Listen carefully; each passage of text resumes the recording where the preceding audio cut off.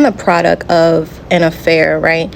My dad was married when I was conceived, and I never knew him. Like, I knew his name. I don't even think I knew he had children, but I met his side of the family at his funeral, right? My mom got word that he had died, and I think that is when I realized, like, dang, that's my dad. Okay. But I went to the funeral. Like I said, I was 9 or 10, and y'all, the way that I remember the scene of this funeral, even at this age, is crazy. But at the same time, it makes sense because I've been dealing a lot with trying to break off rejection and how I perceive rejection, or even things that's not even really rejection. But so yeah, me at 9 or 10, I remember going to the funeral with my mom. And I always had really bad anxiety, y'all. When I tell y'all, I've always dealt with really bad anxiety, but I remember how bad, like, my anxiety was this day. We sat, like, almost in the back of the church. And I remember going up. I can't remember anything about the service, like, leading up to this point, but I remember going up to the casket, which I did not want to do. I went up to the casket with my mom, and his wife was sitting in the front row.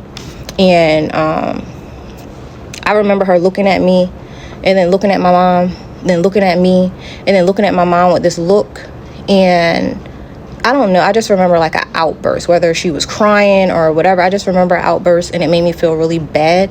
I don't know if I felt bad for her or just bad because I didn't want to be in that situation anyway, and it was just weird. I've always been like very in tune with other people's emotions. Like, I feel everything in a room, but I remember how uncomfortable I was, A, with the way she looked at me, and then B, with the outburst. I can't even remember what the outburst was, but I remember I was really uncomfortable. Okay, by the end of the funeral, and you know how people kind of be standing around outside, whatever. It had gotten word like, hey, this is his daughter. And mind you, my siblings are older than my mom. So it's not like I'm looking at his kids that are my same age. No, they are older than my mom, y'all. So I remember being outside. It was a whole bunch of like commotion outside. And then I came and... What does she mean by that? Wait, now, I don't want to draw conclusions. How is it possible that his kids are older than her mother? Is it a riddle in there? It makes me wonder, how old was her father when her mother was pregnant? And how old was her mother? Messy family, am I tripping? First of all, welcome back to the channel, Messy Family. If you are new here, hit that subscribe button. You're going to love these story times, I promise you. Now, for all of my returning subscribers, if you haven't already, make sure you hit that notification bell so that way you can get alerted every time I post. I can't have my Messy Family missing out on my uploads. You never miss nothing from me. I'm sorry, I'm inconsistent. Let's get into this story time, and let's see if she tells us how old her father was when she met her mother. This is his daughter, da da da da. And I remember every look on people's faces, whether it was like his brothers, you know, even my siblings. For the most part, I feel like most of the siblings were, A, they're dealing with the death of their father, and B, y'all got this little girl coming up saying like the day of his funeral, like that's y'all little sister, and they're just supposed to process losing their dad, and this little girl sitting in front of them, like being introduced as their little sister, right? So I remember how uncomfortable that was. But for the most part, I will say, I got some of them that was looking at me like, oh my God, she looks just like him. Oh my God. And they were crying. Like, it was a weird time. But then I remember one sister in particular, she was like, well, she's going to have to get in the family car with us. And I remember somebody was like, well, if she get in a family car, I'm not getting in a family car. And I'm like, okay. So I didn't. Like, I rode with my mom. I didn't want to get in the car. Yo, I didn't even want to be there. But I didn't want to get in the car anyway. But I remember somebody being upset about that. And I remember hearing a whole bunch of things like, well, who was she? Like, where did she come from? I remember all of this, y'all. So after that, you know, they go to the repast. We were at a house, and my mom kind of left me by myself. So I was left to hear like all the chatter, like all the chit chat. And I remember how uncomfortable I was. Like, these adults, again, keeping in mind that I have 11 siblings. It's 11 of us total, and just being tossed around, and I felt like a piece of something. I didn't feel like a person. I just felt like something that people were just kind of gawking at and trying to figure out. Like, it was extremely uncomfortable. I never told my mom like what that felt like or how that made me feel, because I was by that time used to like holding in, you know, my emotions or whatever. But I remember, I don't know if my mom left. I honestly think she left. Yeah, I think she left, like, in whatever. I think she left, but I remember just kind of being tossed around, and I didn't like that feeling, right?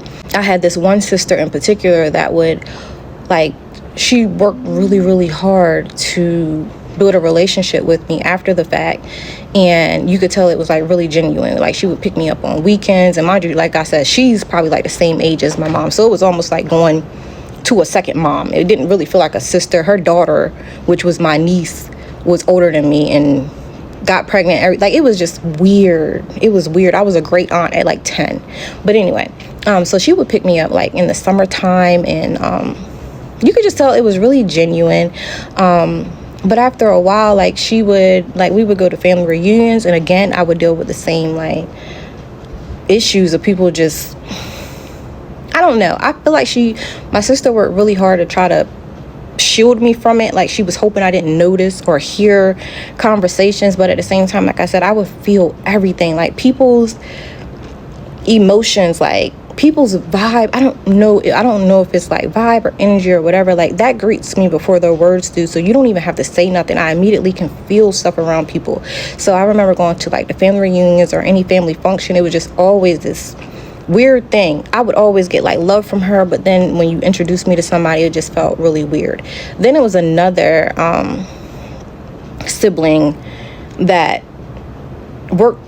Okay, so she would be mad if this one sister picked me up for a weekend, and she'd be like, you always get her, why can't I get her? It was never, I don't know, it just made me feel like an object to be passed around and shown. And then when she had me, I had to call everybody and let them know I was with her, and then people would come over just to see me. Like, it did not feel like a way like, oh my God, I'm just interested in building a relationship. Where it was older people just looking and trying to pick me apart, like at a young age, y'all. And I hated it. Like, I would literally sit there all day hoping my other sister hurry up and pick me up. Like, I don't want to be here. I don't feel like she don't want a relationship. It felt like she just wanted to pass me around or show me off like an object. It was extremely weird, y'all. So fast forward, I kind of lost touch once I got older. Like I said, this was like 10 to maybe 13. Once I got older, I stopped just going around, just because, I don't know, it just didn't set right. I just felt like I wasn't comfortable with that side. And now that I have a choice, I don't have to, I was dealing with my friends at school on the weekends. Like, I didn't have to do that. I didn't have to deal with that, whatever. And then there was one situation where I was just like, yeah, I'm kind of good. Other than Facebook or other than social media, I really wasn't communicating with anybody, right? Fast forward, y'all. 2 months ago or so, my mom messaged me, because I'm not on any social media but here, pretty much active anyway. And my mom messaged me and was like, hey, your niece reached out and said that your sister is having a 50th birthday party, and they really want to see you. They haven't seen you. And I'm like, I didn't even answer the first day, because my mind was like, no. But me at this point and trying to grow, I'm like, all right, so maybe I should, show up for people, not be so distant. I'm a very distant person. Like, if it's not my boyfriend and my kids, I'm not really with it. But I let it sit for a little bit. Then I was like, all right, I'll go. And y'all, as soon as I came in, I seen the sister that I was saying, like, just felt genuine, and like, I was happy to see her. I was almost in tears, honestly. But then I got to the table with his siblings, right? And his sister was like, oh my God, you're so beautiful. You look just like me. Da da da da da. Then I got to his brother, and his brother was just looking me up and down. Every time somebody would say, hey, this is your niece, he would mumble under his breath, like, no, it ain't. I wish y'all stopped saying it. That ain't. Da da da da. And the whole time, like, this is the same sister that would make me feel like an object. She was steady, like, trying to talk over him, like, hey, this is your niece, y'all remember Niecy? Da da da da. And this man every time would say something like just so ignorant, y'all. And I'm steady, like, I'm grown now, for one. Well, I'm about to run out of time, so it'll be a part 2. Okay, so part 2, and let me rewind a little bit, because I have to emphasize that leading up to this 50th birthday party, my stomach was in knots. When I tell you, I think I knew probably like maybe 3 weeks in advance, right? And this whole time, every time I think about it, like my stomach would hurt. Like, y'all, I was literally getting physically ill even thinking about attending this party. And not even because of whose party it was. Like I said, I felt like that particular sister that we were celebrating was worth celebrating, but just the thought of going back into that atmosphere, not knowing who was there, not knowing what I was going to come up against. But my mom was so adamant, y'all. When I tell you, she was so adamant about me going to this party. And again, to remind you that I never explained to my mom why I stopped dealing with them. My mom just blamed it on, like, she knows that she has a distant daughter. I barely talk to anybody, so she half the time got to tell people like, yo, I barely hear from her, so you can't take it personal. So I never really explained anything. I never told her that I felt like I was just being rejected, that I was uncomfortable. I never said anything. But at the same time, I felt like I couldn't say anything. And mind you, another reason why it made it hard for me to kind of adapt to being with that side of the family was I grew up thinking somebody was my dad. Like, up until what? I think like 7 or 8, I was attached to the hip to this man that I thought was my dad. He left, right? And then once he left, I don't know, then once finding out that that wasn't my dad, it was like hard to wrap my mind around that that's not my dad. I love this man, even though I shouldn't, because I later found out like he was a monster. That wasn't my dad. And then wrapping my mind around that his kids that I grew up with wasn't my siblings. Like, that was something I was processing as a child, and I didn't know how to process that. I didn't know how to like go to his kids, because nobody told them. It was like it was left up to me to go to his kids and say like, y'all not my siblings. Like, I just felt like I didn't belong anywhere. But so that kind of gives like more detail of why it was really hard for me to adapt. Not just the rejection, but just like I was already in a space of not feeling like I belonged anywhere. Like, I didn't feel like I belonged. Anyway, like I said, leading up to this party, I was physically ill to even think about going back in that atmosphere, having to face those people. It doesn't matter what social setting it is. I'm always going to have some sense of anxiety. I don't like being in settings, but especially, y'all, when I tell you, even getting into the parking lot, it reminded me of being a child. Like, when I was a child, I used to have really bad panic attacks to the point where my mom would take me to the hospital thinking I was having an asthma attack, but I really could not breathe. And when we got in that parking lot, it just reminded me of being that like 9-10-year-old girl. I was just like, Mom, I don't want to go in here. When we pulled up, I'm looking at all the cars, y'all. I literally was about to lose it. I was like, Mom, I don't want to go in here. And mind you, my voice is trembling. I'm 36 years old now, y'all. My voice is trembling, and she's like, see, you need to go. We just gonna go in and out. You'll be fine. And I was like, that's when I had like this outburst, and I was like, I don't like being around them. I don't like feeling like an object. I don't like it. And I couldn't even express myself. But that was the first time she, I guess, kind of witnessed that. Like, mind you, she knew I didn't want to go, but she also, like I said, she would just blame it on the fact that I'm a distant person. I don't like, I don't like those type of settings, period. But yo, I was already in my mind back to being a child, like dealing with the rejection, dealing with everything. But anyway, where I left off was I got to the party, and like I said, I seen a sister whose party it was, and I was emotional, like just looking at it. I held her, and you know how you distance yourself from a person, and then when you embrace them, like I said, I feel things from people. So as soon as I held her, I felt like I was robbing myself of feeling that love. Like, hugging her, I just felt like a overwhelming love. Like, that's how I know, even as a child, her part was so genuine, y'all. Like, it was crazy. And I felt bad. I'm sorry. Like, I don't know, whatever.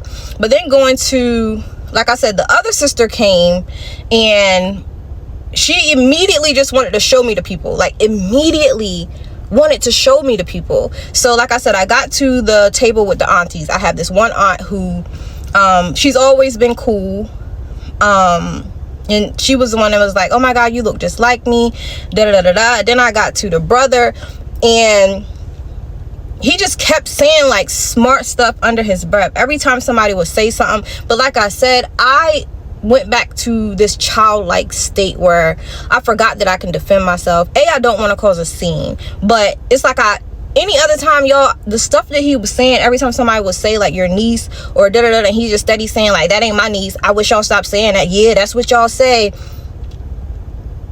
Any other time, y'all, I'm gonna go in. Like, I'm going to go in. But I immediately just went back into this like shell of just and my stomach just started hurting. I sat down, and mind you, again, my mom's here. She's dancing on the dance floor, y'all. Like, it was I was so uncomfortable. But I still didn't even say nothing to my mom then. I just sat down and kind of went in the corner. I'm like, all right, I'm gonna just stay here long enough so my sister can see me. And you know, I showed up, whatever. But I'm ready to go.